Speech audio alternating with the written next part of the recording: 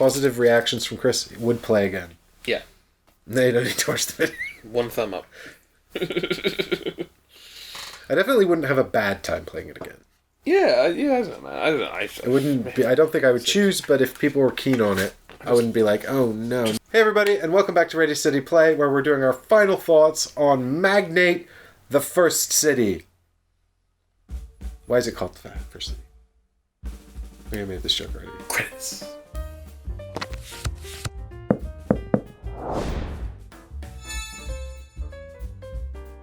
So, Mike, what'd you think? I like the little plastic buildings, and I like the elements of the game that feel luck-based.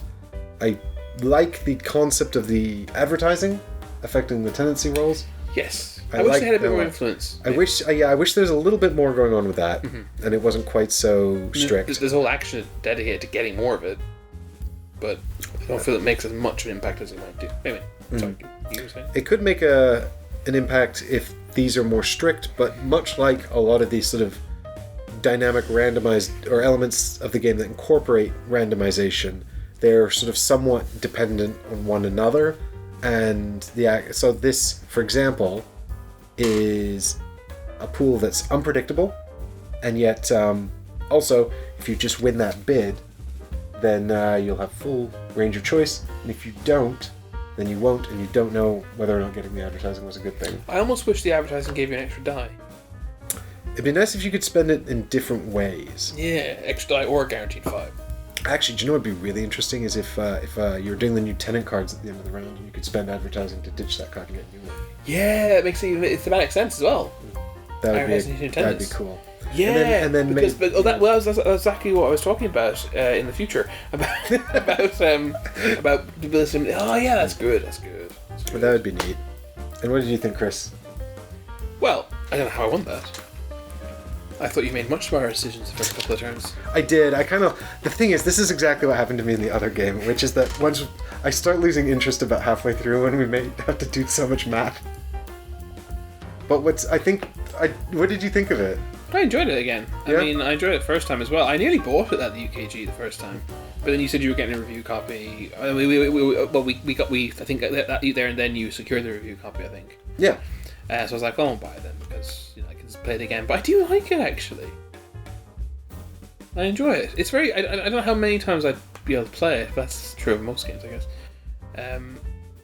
The thing is, this pretty much played out exactly the same way as the last game I played of it.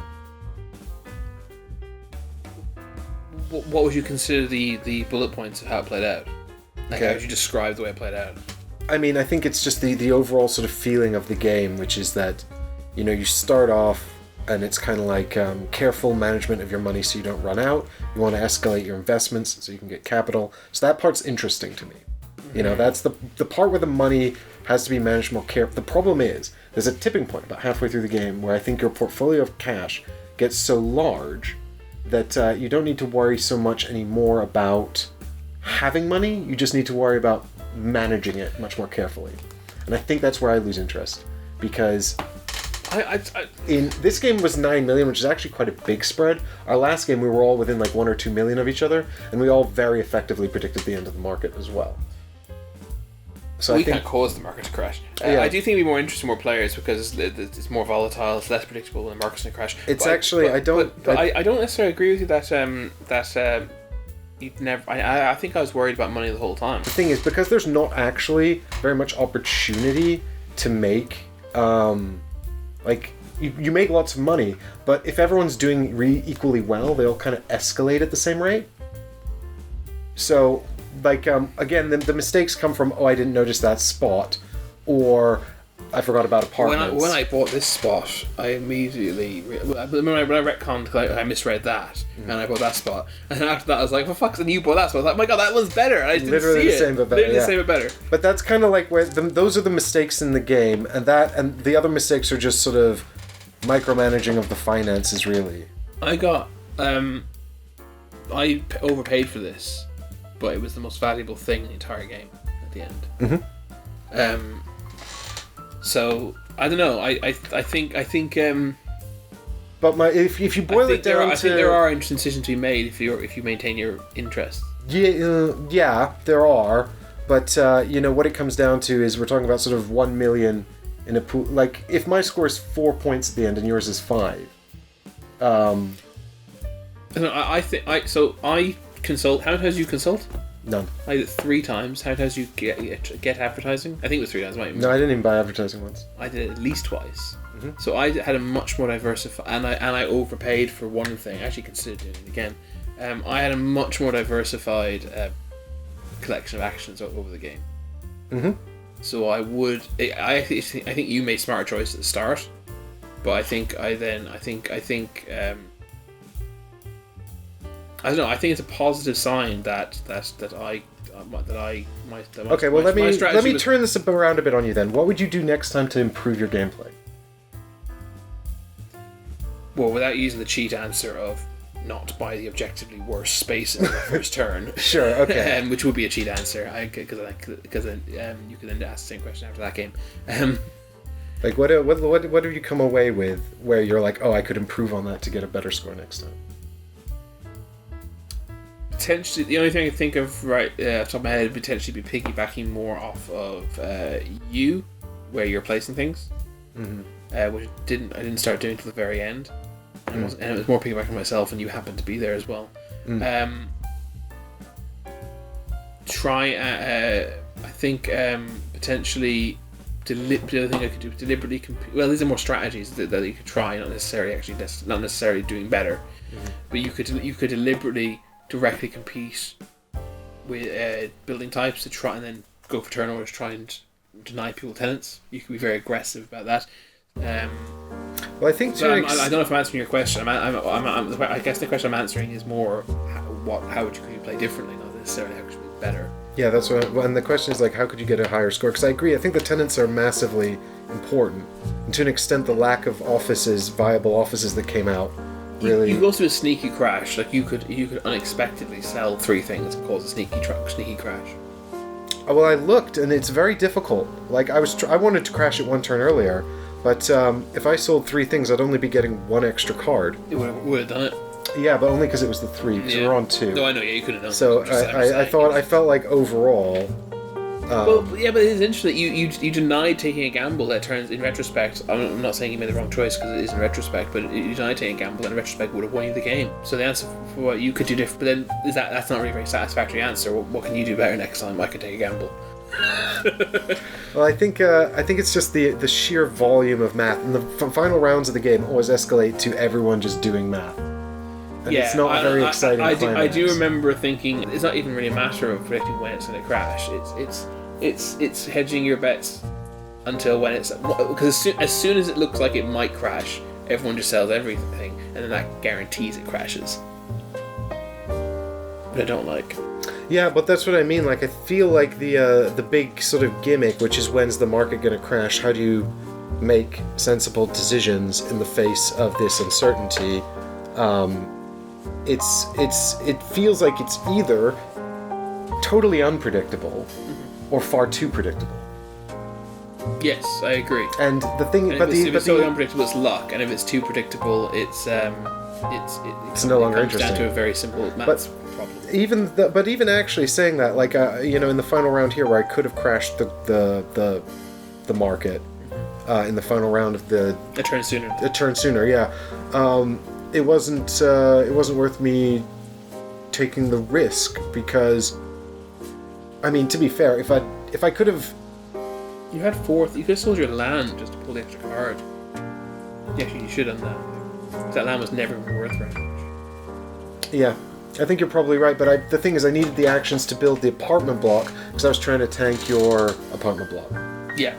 So, I mean, that was my 2 gambles, right? And yeah, in hindsight, selling that... I think you could have played better. I think I played better than you in this game. I do. Yeah, I don't disagree with that, but that's also because I kind of lost interest like halfway through. That's terrible, obviously. That's not good at all. Because there was... I'll tell you what it was. It was just the volume of math. It was just the amount of math we were doing between interesting actions. I felt like we spent more time doing math between actions than we spent actually taking actions. By the time we got back to the actions, it kind of felt like the turns we were taking were obvious. And yeah, but on the flip side, it does play quite quickly. It does flow at quite 2, nicely. yeah. At 2, definitely.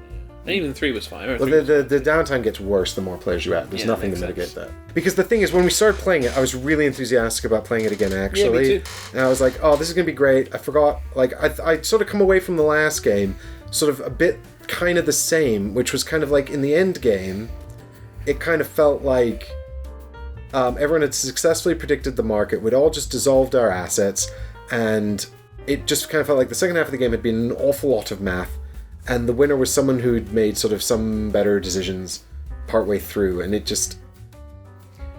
We were all very, very close as well, so it was kind of like much closer than this game. Mm-hmm. You know, we're all like a couple of mil apart, and again, it was in the region of 50 million for each person at the end.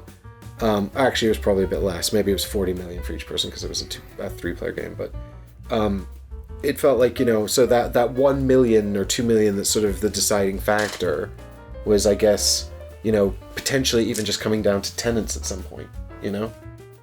Yeah. Which is somewhat mitigatable with the advertising, but...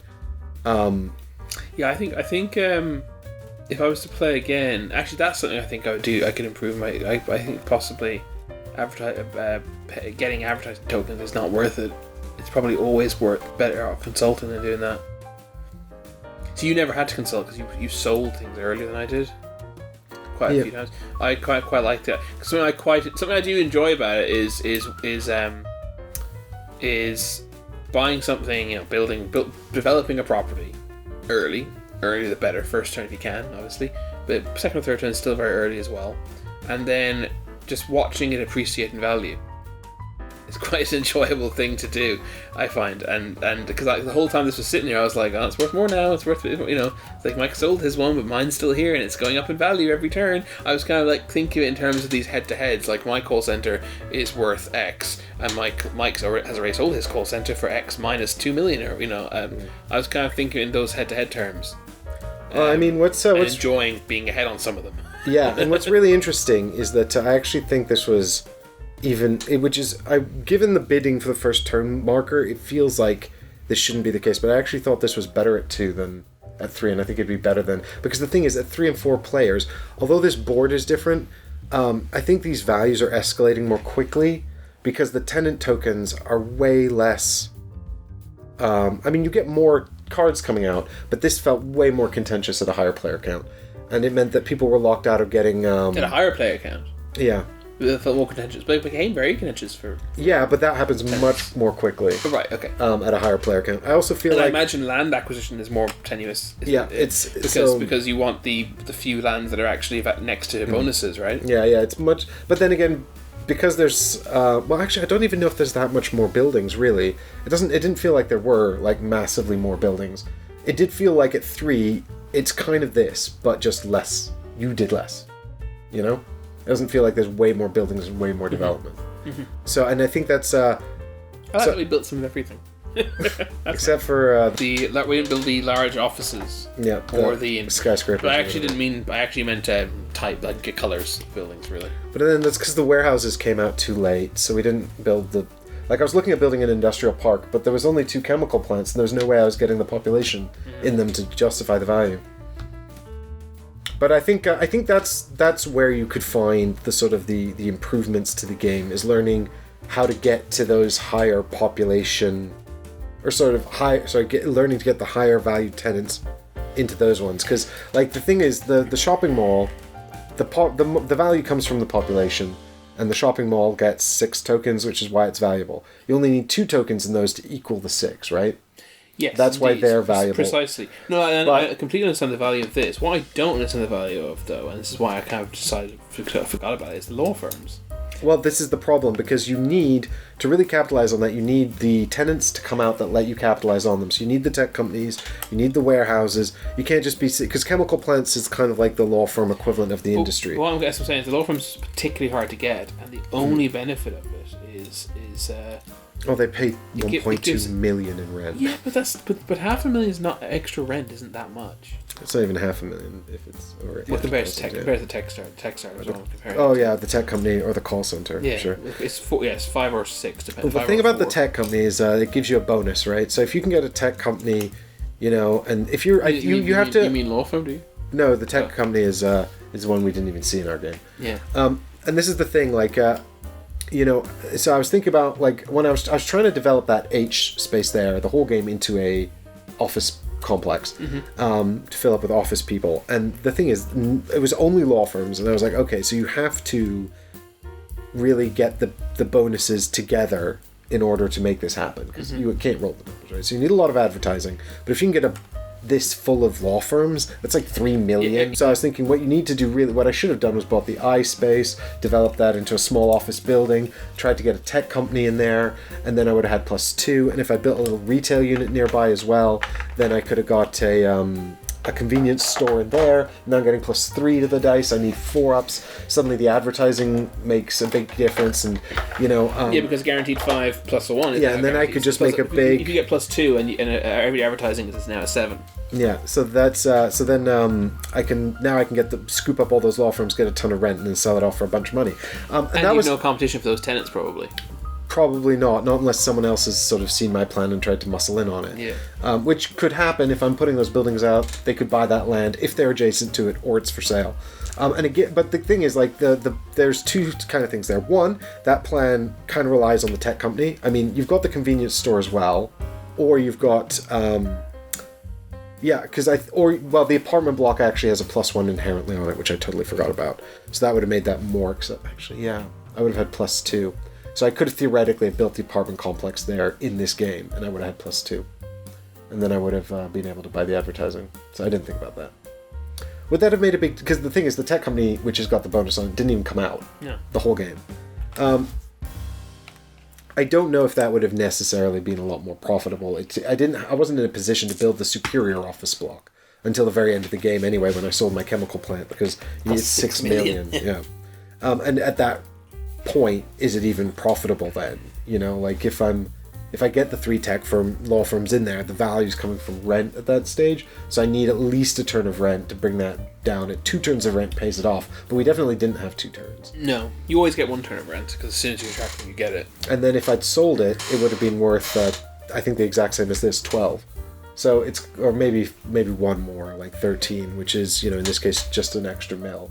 And that's what I mean, like, you sort of, you can see these sort of things that are big but difficult to accomplish, and then you go through the process of working it out.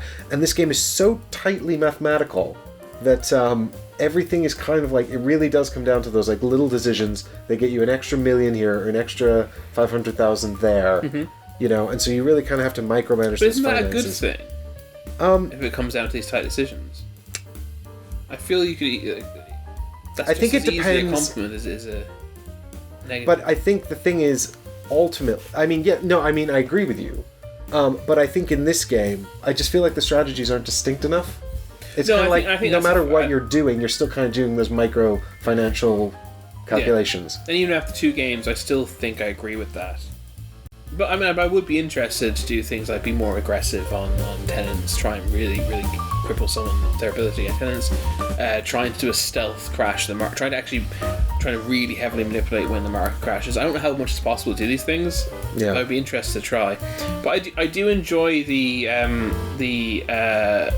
motions you go through. Even if you could argue there's an element of going through the motions playing this game because strategies are limited, I do enjoy the motions that you go through.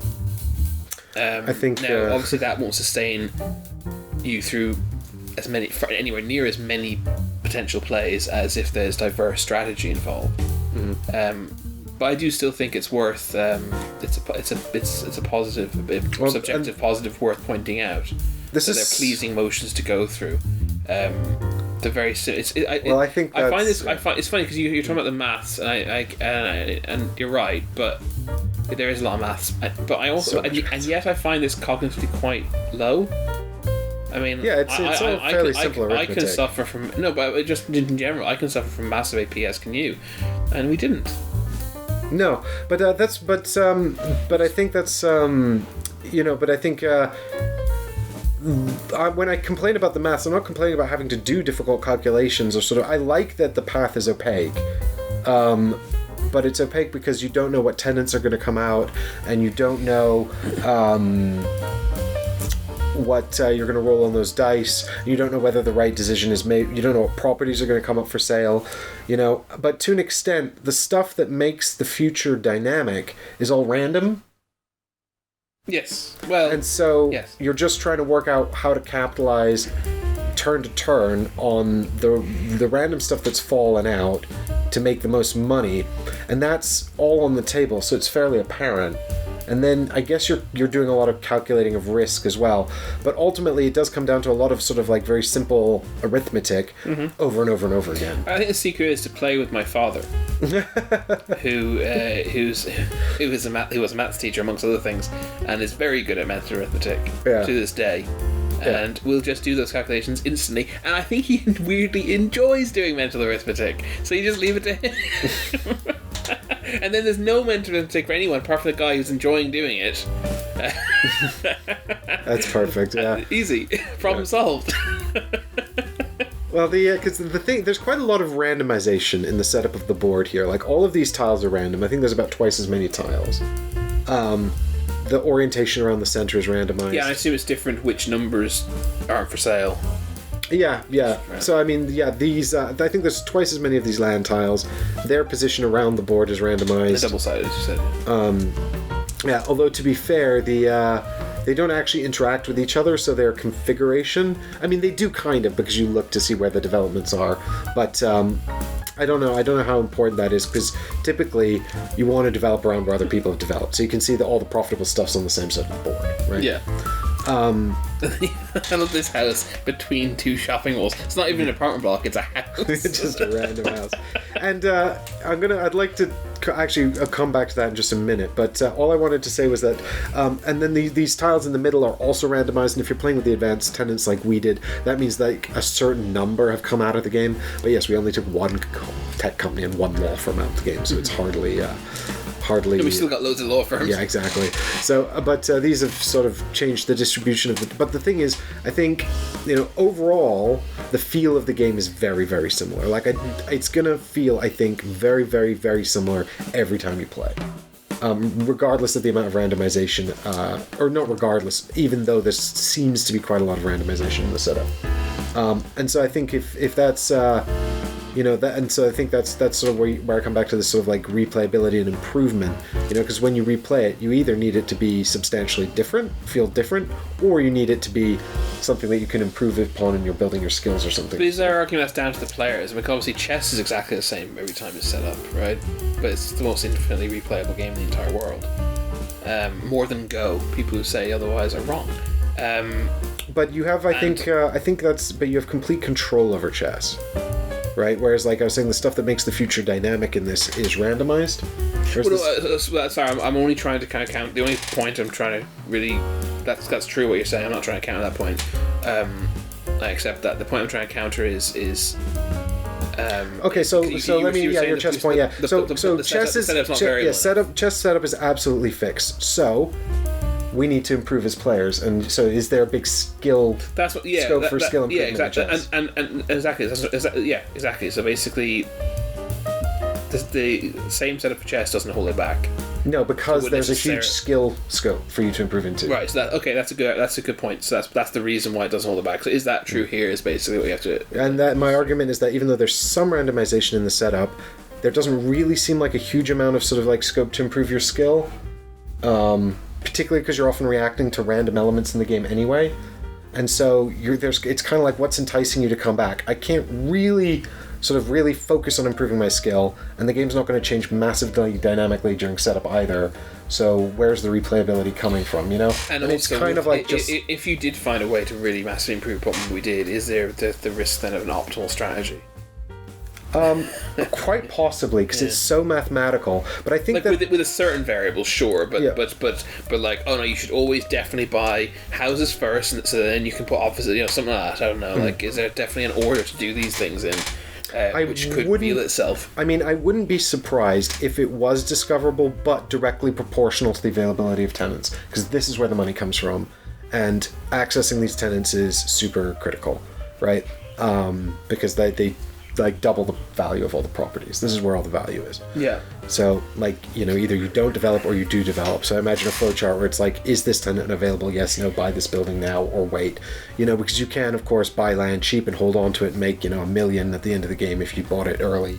But Obviously, if like you lost a bunch on this development here because you spent, $2 million on the building and whatever. Well, although you didn't really, because you got a shitload of rent for it.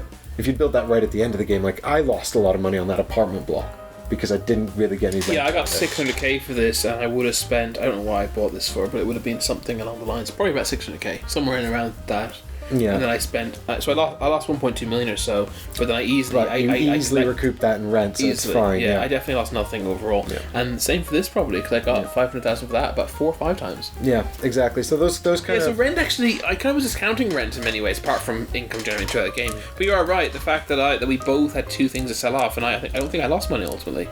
But you probably did. I think I did lose quite a lot of money on... I only sold land, so I didn't lose any money on that. But I lost money from not developing. You sold something. There was one other thing you definitely just sold. Land and that building. Yeah, that building. Yeah, you lost money. I lost a huge amount of money on that building. Yeah. That's the difference right there, I guess. Probably in the win, right? Yeah. 9 million. The fact that I didn't lose anything really on these, and you lost a lot on that. Yeah. That's probably like... basically, it was the game was decided on the stuff we failed to sell in time. I lost a lot less on it because of rent. Mm-hmm. So you did. I do say you did sell very early. So maybe you sold stuff too early.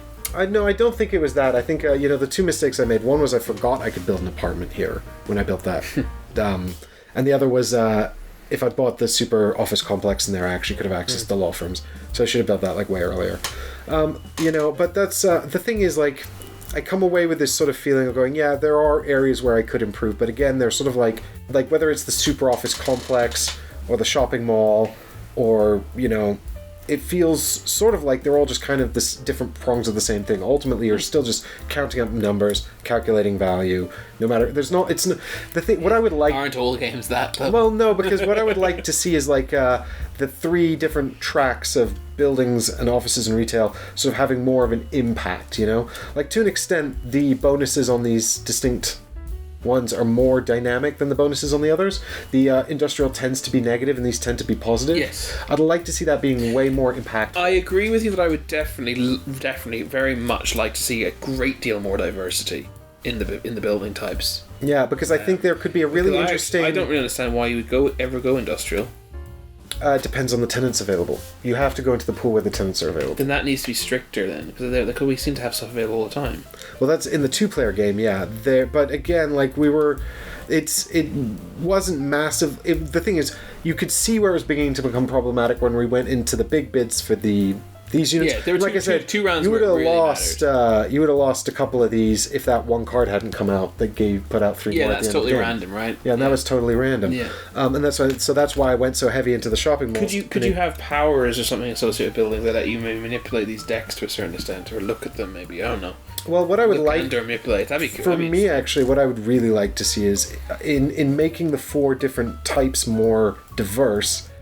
Developing a strategy where you can really sabotage people by bringing down the value of their buildings by going next to them. Yeah, by building, you can do that. Sort of sabotaging them. But you need to get a chemical plant specifically, and then you need to build it next to them. If you build a chemical plant in this area here, it would massively hit all these, wouldn't it? Well, it would only bring them down by 1 pip, right? Yeah, and in the end of the game, we're talking about 11 or 12, and it would take you down by at least 2 pips. Plus, you can't even get in there if you don't own the land next to it. So you're going to have to either hope this comes for sale, which is random, or already own a thing next to it. Yes, you want the ability to sabotage much higher. So what you really want is you want the warehouse and the small factory to both drop everything down, and then the chemical plant to drop everything down by 3 or something. Yeah, exactly. What I'd like, or even just sort of let me build a really shitty apartment next to your apartment. Like the students don't have a bonus on, so the students just pay no rent, right? But I'd like to see, maybe the thing is, coming back to what you said just about this house between the 2 shopping malls, it reminded me that at the beginning of the game we were laughing a lot about the satire. There's so much satire in this game, and I really appreciate it. It's such a cynical simulation of the property market. Yeah. And it's so funny. And I think the simulation is well constructed. Yes, I do. I think it's well constructed, and I really like the humor in it, the tongue-in-cheek humor, at least I hope that's what it is, and not It turns out James is actually a billionaire. Yeah, it turns out that he's actually die-hard liberal market, libertarian capitalist. But I like the inherent satire, and I feel like that could almost be brought out more. The theme might become more problematic then. This really does balance on the line of being very satirical without necessarily becoming problematic. But in a way, what I was going to say is what I would like to see, for example, is maybe like you could have like an affluent apartment building where you have like a minimum level of tenants you could get in there, but then maybe you're more likely to attract rich tenants. Like it's got a bigger bonus to the dice because you built fancy apartments. And students can't live there, basically. Students can't live there, or like you know, it's problematic. I think I don't think anyone would mind. I mean, they already have. If it's based around financial elements, sure. If we broaden it to wider social issues, it could start to become very problematic. Well, there's no hint of that in this game. What I'm saying is that there would be scope to make these a lot more diverse, but you might edge into problematic areas of the theme. But what I would like to see is like more sort of can I build cheap apartment blocks? Can I build like industrial units? Could I engage in illegal activities to get some money that way or something? Or look the other way. I'd like to see almost like the theme broadened to add more diverse strategies. Maybe one where you gamble a lot and engaging in illegal activity or something. That kind of stuff. I think you're making it a very different game. Yeah, well, and but I think that's what I need from it, because at the moment it just feels like a very mathematical simulation, and in order to win, I think you have to be very keyed into That's super interesting, because mathematics. I don't consider myself someone who enjoys mathematics, and yet, like I said, I enjoy the motions you go through in this game. I enjoy the whole my face gone up by 600,000 since I bought it. Yes, maybe I'm just a greedy bastard, greedy and capitalist underneath all this. Is it revealing something, some secret unknown truth underneath my trade unionist exterior? I'm actually a greedy industrialist. Maybe it's probability that you like sort of calculable probability. Probability with an element of uncertainty. Yeah, you know what? I think that's it. I like being able to say, okay, I think this is going to happen, and if this happens, this is the thing to do. It worked. Yeah, this is like 90% likely. I've done all my homework. I've prepared the best, but it could still possibly go wrong. And that's like in Super Fantasy Brawl, you're working out where the cards are, the probability of the cards coming out. There's no way you have that reaction in your hand again. Yeah, there's no way, right? I think it's sort of similar with a lot of these. But I don't like Quacks and Quedlinburg very much. I don't dislike it. But that's pure. There's almost no predictability in that.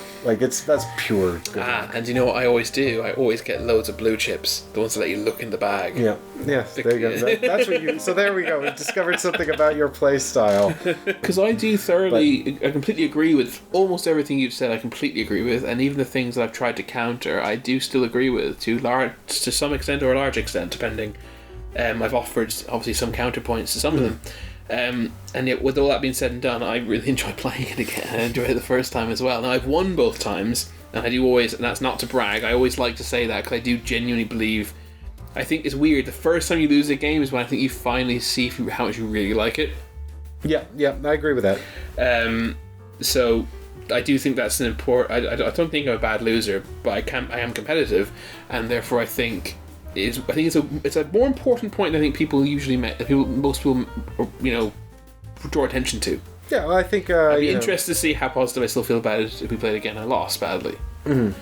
I mean, I think, and I think for me, like I don't think I've yet won this, but I think that's just because I'm not as interested. Because I think at its core, it is that one process. It's calculating probability. It's being, remaining invested in your investments. But I'll tell you, I'll let you in a little secret. If I hadn't made the mistake with that apartment block, I would have kept going in because a lot of the. I would have gone in definitely pretty much. The reason I didn't advertise, the reason I consulted for my last action that round was I thought the bidding was going to go into millions. Mm-hmm. But you were very much, correct me if I'm wrong, you may well have accounted for this, but you were very much focused on sort of thinking about, okay, what are these population ticks worth, and what is this cost going to be? Because when I won the apartment thing, you're like, okay, well you're down 0.8, and I'm only down like whatever these ticks are worth to me. I said you're down 0.8 because you spent 8. Yeah, and I'm up $1 million because I've saved $1 million. And what was the ticks? Sorry, I meant the population ticks. These little guys here, because each one of these is worth this much, right? One of these bands. Yeah. But what you didn't mention at all... So you're going to get a couple of extra ticks, basically. Over. Yeah, that's what we're bidding on, right? Yeah. Except we were also bidding on the rent money, right? Mm-hmm. Because you immediately get that rent money. Mm-hmm. So, like this... I don't think rent money is as important as you do. Even though I said not that long ago, it's probably more important than I gave it credit for. Right, but that 800,000 was immediately offset by the 900,000 I got from from the rent money. But the other thing what is you saying? I possibly didn't take the rent into consideration. Is what you're saying? Yeah, I think to work out the value of the bids. That's probably it. Yeah, but there was an element. So there's two things you didn't know. I couldn't continue to bid. Fair enough. So I was trying to bullshit that I had more money than I did, and I did that twice. Both times I stopped bidding was because I had no more money. There's several times I was out of money. In fact, one time when you're out of the room, I showed this to the camera to let everyone, in case you want to use that, let everyone at home know that I'm out of money at this point. I ran this down and back up constantly. Yeah, me too. I actually very rarely had enough money. And the other thing, so I possibly didn't take into consideration. So the two things that you didn't know about was one, I couldn't bid, so I was kind of just talking to make you think this is what I wanted to do. I don't know if it was what I wanted to really, because I didn't think about it because I couldn't make it happen. But also, I was I felt confident, and maybe falsely so, that even if I didn't get the population, even if I didn't get the tenants this round, I'd get them next round, the round after. Now that was relying on them coming out, but I thought we were going to have 4 to 6 cars. I'll probably get some retail people. And now they came out the very next one, and it turned out we only got 4. So I got lucky. And they brought out. So I possibly made it. I thought it was more. I probably calculated it as being more likely than it actually was. But then I got lucky on that miscalculation, I guess. But yes, there was more stuff at play. I mean, you also got very lucky with that call center. That was the only other office that came out the whole game, and it came out immediately when you needed it. Yeah, although. I would counter that by saying that mistake wouldn't have happened if I was sitting where you were sitting and could see those. Because genuinely, that's what happened. That's fair enough. I mean, that's I think that's sort of where I come back to this. Like, I think that a lot of the interesting mistakes we've made, certainly in this game, are largely from sort of inexperience. And the next time we play, if we don't make those mistakes, it's going to be even less interesting. And it's just going to be kind of more of this sort of like dry probability calculation. There's not even an option to gamble more, I don't think. It's like if you want to be more reckless with the way you spend the money and gamble on things, I don't think there's really any way to sort of double down on being that kind of gung-ho investor. So I mean, I think it's an interesting simulation. What if you could buy land from each other? That would be great. That'd be great. Immediately, if you could like sort of sell land or buildings even to one another.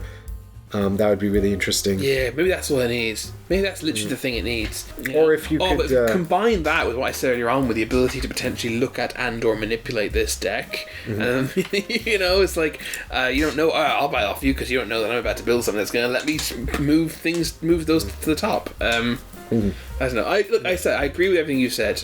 Mostly, a lot of it completely, and the rest of it to at least some extent. Ultimately, I think this taps into something that you really like in gaming. And I can appreciate that. I think that it's just got a very narrow win. I actually also quite like it in games, but I think it overstays its welcome for me in this game. Because like I said, every time I play this, I kind of start to lose interest about halfway through. Maybe it's because I'm too cautious about the crash. I've seen the mistake made where you can't sell off stuff in time, but I kind of agree that, I mean, in this game I can see some mistakes I made that I could improve upon. Having said that, the improvement it feels more like the tweaks you would make to someone who understands a nuanced system very well, rather than sort of trying broad new strategies or exploring more dynamic elements of the game. Do you know what I mean? I think so. It's like in Gollum, when I'm like, I'm going to focus on this book thing, and I'm going to do the blue section of this board and try and make that strategy work. In this game, I'm like, okay, next time I won't build that block there, I'll build this other different building over here. Yeah. And that's so that's a very small, subtle change, and really, if I'd sort of sat and thought about the math more, I probably would have picked up on it. But that's fine. But it's like because you just don't enjoy doing that. Small mathematical calculations. I generally prefer pursuing broader strategies rather than sort of trying to tweak the minutia of a established strategy. Yeah. It's quite a long and rounded conversation on quite different opinions on the enjoyment of the game overall, I think. Right, so that's why I'm like, I think ultimately, like, I'd happily give it another play or something, but I'm not going to be rushing to bring it back to the table. How many more plays do you think it's got in it for you? I think that my next play, this would be largely academic, to see if it... And then you'll be done. To see if my theory about how it's kind of the same every time holds out. Sure. Whereas I'd be quite eager to play it again at a higher player count and really see how that feels. Because I played it at 3 and at 2. My 3 game was very quick because it's just the way it went. Mm-hmm. I'd be really interested to play it at 4 or 5. Probably 4. Probably not 5. I think you'll find it's the exact same experience with more downtime. Really? Well, no. The only two big changes are the contention over the for sale spots and the contention over the tenants will be much greater. Yeah, I think that might be interesting because that would allow me to potentially do my strategy of freeze you out of tenants or something. I don't know. Yeah. I mean, you'll have more tenant cards coming out. So when I say the contention of a tenants, it depends. It could be completely unnoticeable, or depending, because it's more volatile because it's more random. Mm-hmm. But the for sale spaces again are a bit random because some of them are burned, and the amount that are burned can make a big difference in a higher player count game. Like, we had lots of for sale spots available, but even in the 3-player game, it's quite common for there to be none available. But it doesn't make it interesting enough for me, I don't think. Plus, there's also this kind of frustration where, like, if someone really wants to go first,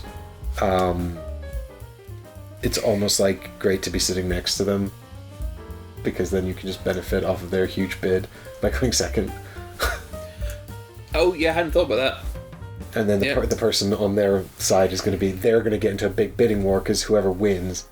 Like, because if you win, Michael over there is going last, right? So if he wins, I still get to go second. Yeah, you still get to go second. So now I've got a bid in, but maybe if I don't care, I'm going to get a benefit without actually any real cost, depending on what's there and what we've built on the board. Yeah. And that's kind of out of your control entirely. Yes. Yeah. But I would like to play it again, having said all of this, and I'm looking forward to doing so. I'll play Food Chain Magnate instead. Maybe I was in a good mood because I got enough sleep. And you won. And I won. Well, I'll play Food Chain Magnate over this anytime. Yeah. It feels very similar, but you have a lot more autonomy. You had a comment you held stuff back from during our play on the components, I believe. Oh yeah, I just wanted to say, like, well, when I was setting the game up, like I said, I really kind of enjoy the first half of this game, and then, but I just kind of feel like it's the same calculations all the way through. It's just the volume of them escalate, and so I kind of like get tired of doing those calculations with the game doesn't feel diverse enough for me. But when I was setting it up, the toys were great. I was reminded about how, it's outrageously overproduced, and quite frankly, like, the population could have just been a little die that sits up here and lets you know how many people are living in there or something, and that would have been, well, the bonuses, I guess. Yeah, the rent needs to be printed on it. It's a bit of information, and I don't think that overdoes it. Yeah, but there's so many stacks of them, and you're sort of going. Yeah, when there's too many stacks, that's the only thing about the production. I think is the design of the production, the board and stuff. I think is bad. Is getting 5 or 6 tenants into one building is untenable, or untenable. And I don't know why they didn't just make big flat roofs to lie these down like that. I guess they're harder to pick up. But you can just I like the system. I like it. Yeah, but it's harder to see. Like, you could just do it like that. You can do it that way if you want. It's stopping you. And the only one you can't do it with is the house, and you can bet you can't do anyway. Yeah, the house doesn't even do it. I really like. I actually really like the toy aspect, and I like it. It doesn't take up that much space. I think it's very colourful, which I quite. Oh yeah, it was also the paper money. Even the money's really nice. Yeah, weird. like, I've never seen paper money I don't really like paper money, but neither do I. This yeah, feels, I like this. This feels good. Yeah. I think what really helps us feel good is the portfolio. Yeah, the little wallet. Yeah. Yeah. I like the secret money. I wish there was more done with bidding or auctioning, because I like bidding and auctioning when we don't know what the money is. Yeah. I also like free auctions where there's, like, once you're in it, you can keep going and keep escalating rather than sort of like one bid and then it's resolved. Yeah. So I quite like that kind of like escalating auction, where you kind of set the value for things. I kind of wish it did a little bit more with that. I think it's quite dear. Yeah, because that's what where I was about to come in was that I do actually I enjoyed playing it, and I really like the way it looks on the presentation of it, very much so. but then there's going to be a big question mark over how much are we paying for this presentation. So, it looks like you can currently pick it up 70 plus at Zatu. So in around 70 then. That is too expensive. Well, I mean, I'm not saying it's too expensive as in it's greedy. Cause you don't get the digger. This was Kickstarter exclusive. Oh my god. Although to be fair, I don't think this is a review copy though. This is a review copy. I also don't think there's a retail release. So I think if you are buying it now, it's people who got it through the Kickstarter, like retailers who got it through Kickstarter. Yeah, indeed, yeah. I haven't seen a retail release of this yet, so I don't know whether they'll come out with a cheaper release. But I think, even though the toy factor is a lot of fun, and I think actually the classic sort of board game feel of it, which is to say, I actually think, I was going to say... It's kind of modern Monopoly, isn't it? Yeah, but it doesn't feel like playing Monopoly, right? And it's kind of got like more modern board game sensibilities while having an old classic board game kind of production, and that's quite nice. I like that. I agree. That is nice. I quite like this sort of thing, but... Or I quite like the production here, even though it is very overproduced. These little tokens that just change the aesthetic of the space and also remind you that land is worth one, I guess. Yeah, exactly. It's not very overproduced. It's just overproduced. Just overproduced enough. Yeah. But yeah, I don't think the replayability is gonna make. I think you're not gonna get the replayability out of it unless you're really into. Unless you're really into this, the single mechanism of the game. There is also a solo mode, which I might be interested in checking out. Although, no, I'm not actually. I don't know why I said that. I wonder if it's good. I don't know if it's good. If you want to see Mike play solo mode, vote on the Patreon. I think I just get tired of doing all the math. I'll get chat to do it for you. No, they'll just tell you it's too early for maths. Yeah, or they'll just tell me wrong numbers. Or they'll just start putting letters in chat. You know what I mean? Like F's. F's. Yeah. Yeah. Okay, well, do you have anything else to say? I'd like to see an expansion that really adds a bunch more really interesting mechanisms, like buying from each other. Yeah, like buying from each other. Some kind of board that like sort of volatile buildings or some, I don't know. Yeah. Something that all just the stuff you said. Like this sort of really tight core concept here, and then something that just kind of really upsets it. Or like, I don't know, even like a stonks board where you can invest in other people's companies and like own parts of their company or parts of their buildings or something. You know, their firms. That would be really interesting. But I mean, I'm wildly seduced by this production. I feel like I want to get it out and play it again, even though I just know that halfway through I'm going to be the toy element will have worn off. Like the video, subscribe, join the Patreon, support this content, and you too could find out about more games in this level of detail, and then you'll know exactly what to buy and have in your collection. And you'd also get your name in the credits here. Give you a perfect transition there. Thank you. Which you won't use, because I know you. I will use it. Just to spite you.